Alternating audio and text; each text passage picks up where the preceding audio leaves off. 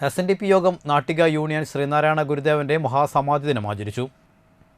Union ഹാളിൽ മഹാഗുരുപൂജ, സമൂഹാർച്ചന, ഗുരുദേവ കൃതി ആലാപനം, സമൂഹ പ്രാർത്ഥന എന്നിവയുണ്ടായി.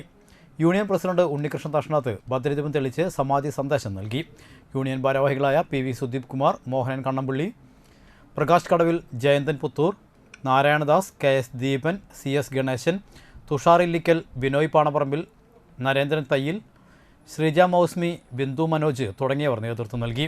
തുടർന്ന് പ്രസാദ വിതരണം നടത്തി.